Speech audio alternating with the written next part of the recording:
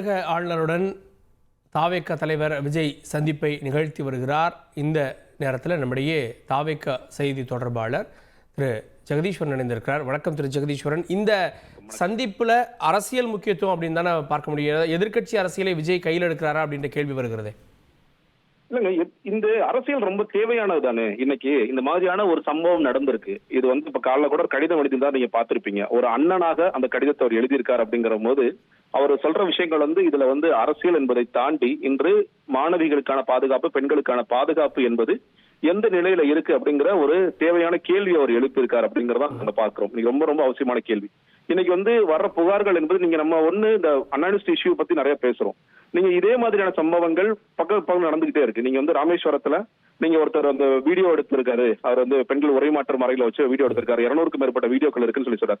கிட்டத்தட்ட நீங்க அந்த பாலியல் பொள்ளாச்சி விவகாரம்லாம் நம்ம பேசணும், நம்ம கொதித்தெழுந்தோம். ஆனா இன்னைக்கு இது குறித்தெல்லாம் பேசுறோம்னா கடந்து போறோம். இன்னைக்கு புதுக்கோட்டையில கரம்பக்குடியில ஒரு செவிலியர் ஒருத்தங்க அவங்க இறந்து போயிருக்காங்க. அவங்க பாலியல் புகார் ஒண்ணு இருக்கு அப்படின்னு சொல்லி சொல்றாங்க. தற்கொலைங்கிறாங்க, கொலைங்கிறாங்க, மாத்தி மாத்தி பேசுறாங்க. அப்ப ஓவரால் இன்னொன்னு அண்ணா நகரோட பாலியல் வழக்கு எத்தனை விவாதங்கள் நம்ம பண்ணோம், எத்தனை பேர் அது குறித்து பேசணும். காவல்துறையில என்ன சொன்ன, கோர்ட் என்ன சொல்லுது, காவல்துறை யாருக்கு சாதகமா நீங்க வேலை பாத்துறீங்கன்னு சொல்லி சொல்றாங்க. இந்த வழக்கே எடுத்துக்கங்களேன். சுவோமோட்டோவா நீதிமன்றம் கையில எடுக்குது. சுவோமோட்டோ நீதிமன்றம் எத்தனை வழக்குல கையில எடுத்திருக்கு. ஏன்னா அவங்க பாத்துறாங்க இது அவசரமா ஹேண்டில் பண்றீங்க. கமிஷனர் என்ன பேசுறாரு, நீ எந்த ஒரு வழக்குல குற்றவாளி சொன்னது அப்படியே ஒப்பிப்பாங்களா. அவர் பிளைட் மோட்ல போட்டிருந்தாரு. அவர் சாருன்னு அவர் சொன்னது ஜெகதீஷ், இதுல ஆளுநர் வேண்டாம் அப்படின்ற ஒரு நிலைப்பாட்டை எடுத்துட்டு இன்னைக்கு ஆளுநர் அதே ஆளுநரோடு சந்திப்பை நிகழ்த்துவது அது மாறுபாடா தெரியலையா, முரணா இல்லையா? இல்லங்க, ஆளுநர் வேண்டாம் என்பதுதான் திமுக ஸ்டாண்ட் நினைக்கிறேன். ஆட்டுக்கு தாடி நாட்டுக்கு ஆளுநர் தேவையா என்பதான் அறிஞர் அண்ணா அவர்கள் சொன்னதே. ஆனா திமுக என்ன பண்றாங்க, வேற வழி இல்லாம அவங்க ஊழல் புகார்கள் கொண்டு போய் அங்கதான் கொடுக்குறாங்க. இன்னைக்கு அதே நிலைமை தான். இன்னைக்கு கான்ஸ்டிடியூஷனல் போஸ்ட் கான்ஸ்டியூஷனல் அத்தாரிட்டியா ஒருத்தர் இருக்காரு அப்படின்னா நம்ம அவர்கிட்ட தான் போய் முறையிட. யார்கிட்ட போய் முறையிடலாம்? ஒண்ணு நம்ம காவல்துறைய தலைமையான டிஜிபி போய் முறையிடலாம், இல்ல உள்துறை கையில வச்சிருக்கிற ஸ்டாலின் அவர்கள்ட்ட போய் முறையிடலாம். ஆனா இந்த ரெண்டு பேருமே சரியில்லைங்கிறதா இன்னைக்கு நீதிமன்றத்தோட பார்வை இருக்கிறது. ஒரு அரசியல் சம்பந்தம் இருக்கு. காவல்துறை அவசரமாக இந்த வழக்கு முடிக்கிறதுக்கு முயற்சி பண்றாங்க. ஒருத்தருக்கு மாவு கட்டு போட்டால் எல்லா பிரச்சனையும் முடிஞ்சிச்சுங்கிற அளவு ஹேண்டில் பண்ணிட்டு இருக்காங்க இருக்கு. அப்ப நமக்கு இருக்கின்ற வாய்ப்புகளில் யார் சிறந்த வாய்ப்பு என்று பார்க்கும் பொழுது ஆளுநர் தான் இன்னைக்கு இருக்காரு. ஆளுநர் வேண்டாம் என்பதால் நிலைப்பாடு, அது எந்த விதமான மாற்று கருத்தும் இல்லை. ஆளுநர் என்பவர் தேவையில்லை என்பதான் நம்ம நிலைப்பாடு. ஆனா இன்னைக்கு இருக்கிற இந்த கான்ஸ்டிடியூஷனல் அத்தாரிட்டியில நம்ம அரசியல் சட்டத்திற்கு உட்பட்டு யாரிடம் போய் கொடுக்க வேண்டும் என்ற கொடுக்க முடியும் என்று கேட்டால் அதற்கு ஆளுநர் மட்டும்தான் இருக்கின்றார். இதுல இன்னொரு மாறுபட்ட கருத்து வருகிறது. விஜய் அவர்கள் பனையூர்ல இருந்து அரசியல் பண்றாரு, பாதிக்கப்பட்டவர்களை கூட பனையூருக்கு தான் அழைக்கிறாரு அப்படின்னு அந்த விமர்சனங்களுக்கு முற்றுப்புள்ளியாக இதை பார்க்கலாமா?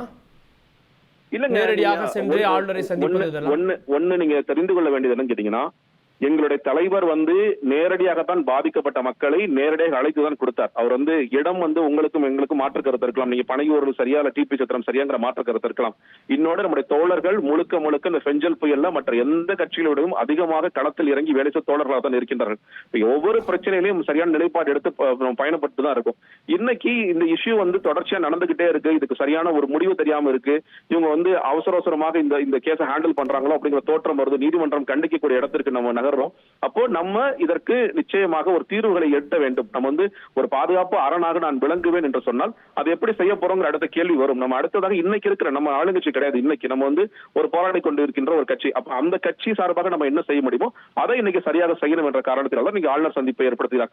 நாங்க இன்னொன்னு, நீங்க அவர் களத்துக்கு வரத்தான் போறார். களத்துக்கு வராம நிச்சயமாக வெற்றி பெற முடியாது. நீங்க அவர் ரொம்ப தெளிவா சொல்லியிருந்தார். 2 படத்தோட கமிட் பண்றது, அதை முடிச்சுட்டு வரேன்னு சொல்லியிருந்தாரு. அதற்கு நடுவில் அவர் எங்களுடைய கழக தோழர்கள் என்னென்ன வேலைகளை செய்ய வேண்டுமோ அது மதுரையாக இருக்கலாம், நெல்லையாக இருக்கலாம், எல்லா இடத்திலும் களத்தில் இறங்கி வேலை செய்து கொண்டிருக்கிறார்கள்.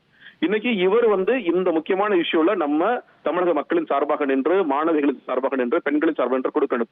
இன்னொன்னு நம்ம பேசிட்டு இருக்க இதே நேரத்துல இன்னைக்கு காலையில தலைவர் எழுதிய கடிதத்தை எங்களுடைய மகளிர் அணி நிர்வாகிகள் எல்லா மாவட்டங்களிலும் அதை துண்டறிக்கைகளாக பல கல்லூரிகள், இன்னைக்கு கல்லூரிகள் எந்தெந்த கடைகள் திறந்திருக்கோ அங்கே கொடுக்குறாங்க. பொது இடங்கள்ல மகளிருக்கு இதை கொடுத்துட்டு இருக்காங்க. இன்னைக்கு ஃபுல் அண்ட் ஃபுல் இந்த ஆக்டிவிட்டி நடந்துகிட்டு இருக்கு. ஏன்னா எல்லோருக்கும் இந்த செய்தியை கொண்டு போய் சேர்க்க வேண்டும். இது ஒரு பக்கம் ஆளுநர்கிட்ட மனு கொடுப்பது என்பது நம்ம இந்த வேலைகளை செய்கிற அதே நேரத்தில் எங்களுடைய கழக நிர்வாகிகள் இந்த வேலைகள் செஞ்சுட்டு இருக்காங்க. அதனால எப்பொழுதுமே தமிழக வெற்றி கழகம் களத்தில் என்று வேலை செய்து கொண்டுதான் இருக்கின்றது. தலைவருக்கு அவருடைய ஸ்கெடியூலை பொறுத்து, அவருடைய இன்னைக்கு இருக்கின்ற இந்த கமிட்மெண்ட்டை பொறுத்து எந்தெந்த முக்கியமான விஷயங்களை செய்ய வேண்டுமோ அதற்கெல்லாம் ஒரு களத்திற்கு வருகிறார். செய்திகளை உடனுக்குடன் தெரிந்து கொள்ள உடனே சப்ஸ்கிரைப் பண்ணுங்க.